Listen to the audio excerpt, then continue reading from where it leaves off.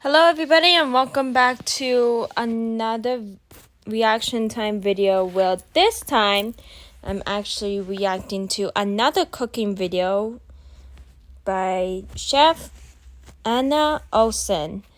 Now remember yesterday, as I told you from the Cuban sandwich from Baba's Universe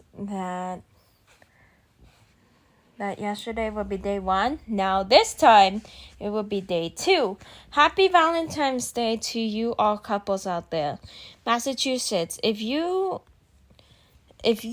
live in Massachusetts and you also live in New Zealand, I love you guys both. You guys are amazing to me. Alright, let's start reacting to the recipe of Boston cream pie. Again, from Chef Miss Anna Olson, sorry. A cup of sugar, and then 2 types of flour to make a tender cake. 3/4 of a cup of cake and pastry flour, and half a cup of all-purpose flour. I also add a teaspoon and a quarter of baking powder.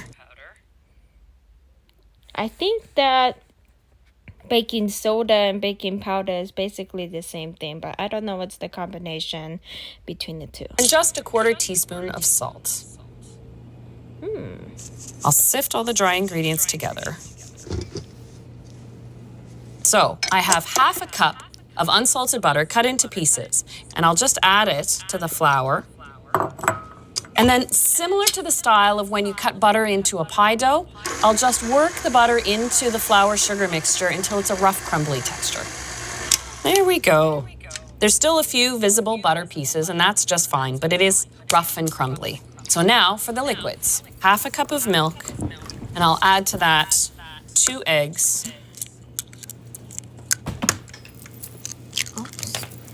And then the only added flavoring is 2 teaspoons of vanilla. I'll just give it a little stir to break up the eggs.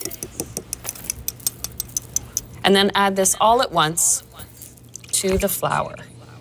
The final beating of the batter is key, so I'll start on low speed just to start blending the ingredients. Normally you can make a well in the center for to add everything in if you want. And then I want to increase the speed and let the batter beat for a good 3 to 5 minutes to make it nice and light and fluffy. There we go. You can really see it's fluffy and light, and it's ready for the pan. I have a 9-inch cake pan. I've greased it, put a piece of parchment on the bottom, and also dusted the outside with flour. That gives the cake something to cling onto as it rises in the oven, but it also, of course, won't stick. I'll just spread this into the pan to make it nice and level. Give it a good tap.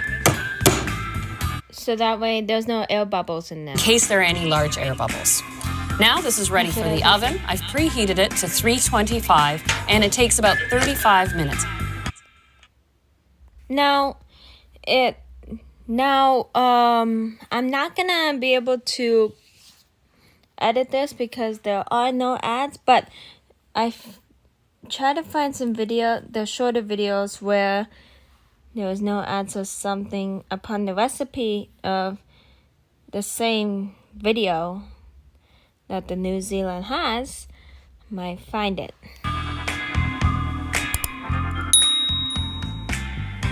Oh, such a pretty simple cake. There, I can see my skewer comes out clean, so it's all done. So while the cake cools, I can get started on the pastry cream, the vanilla filling. And for this one, I start with half a cup of milk and half a cup of whipping cream. Okay. I want to heat this to just below a simmer, along with some vanilla bean paste. Now, you can actually do this while the cake is actually baking, so that way that you don't have you have still time to actually do everything else. Well then. 1.5 teaspoons. While the milk and cream heat, I'll get ready all the other ingredients. Separate 3 eggs.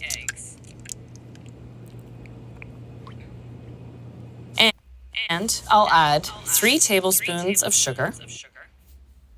Now, for the eggs or something, you can just like crack in the same amount of eggs and then use the bottle of the water bottle to actually squeeze in the air and then let that yolk come into the bottle, and then it will be enough to actually get it out from another bowl. Along with a tablespoon and a half of cornstarch. I'll whisk together the egg yolk, sugar, and cornstarch. Before I add the hot milk and cream to my egg mixture, I make sure I'm ready to finish, and that's with a bowl with 2 tablespoons of butter in it. So my milk is just below the simmer. I'll take it off the heat and then gradually add it to the eggs, a little at a time, so I don't shock or cook the eggs. And I add this entire mixture back to the pot. I continue to cook it over medium heat while whisking. When you see it get glossy and bubbles just begin to break the surface, then you know it's done. There we go. Now, scrape this through my strainer over the butter. The butter adds set, but it also cools down the pastry cream as it melts into it, so it halts the cooking, so you'll never have an overcooked custard. And a pastry chef always strains their sauces. So I just stir it just to make sure that butter's melted in. As the pastry cream cools down, it can develop a skin on it. So with a piece of plastic wrap, I simply place it directly on the surface of the pastry cream so the air can't get at it. I'll set this aside to cool to room temperature and then chill it down before it's time to fill the cake. Before I fill the cake though, I have to also get ready the ganache glaze, that beautiful chocolate layer on top. Now, that is totally optional if you want to try it. That, I heat up half a cup of whipping cream. And I have ready 4 ounces of baking chocolate. You can use chocolate chips, baking chocolate, or just chocolate chunks if you wish. So I pour the hot cream over the chocolate, and I combine the chocolate and cream together. There we go. It's nice and thick now.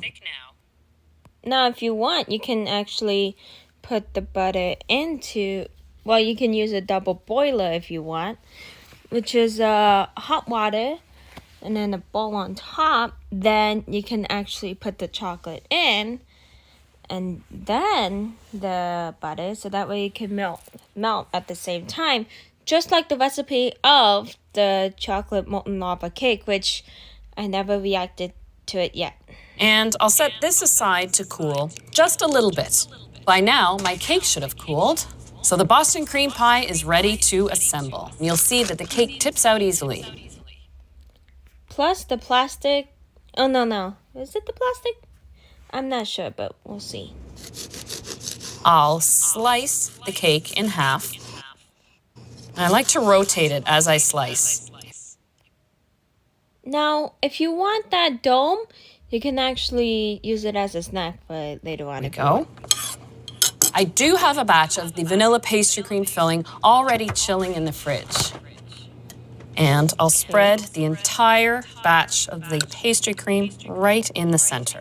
As I'm spreading the pastry cream, I push it almost to the edge, but not quite. Because once I put the top layer on top, it will press the cream out a little bit more. And the top layer goes on with the golden brown side up, and you really start getting a sense of the donut inspiration. Even the custard makes that white line, just like I had in those raspberry jelly donuts. And now to top it with the ganache glaze. For a classic Boston cream pie, you don't cover the sides of the cake. You leave it exposed so you can see that custard filling. Now, it is a good idea to chill the cake, to set the pastry cream and the ganache glaze on top before you slice it and serve it.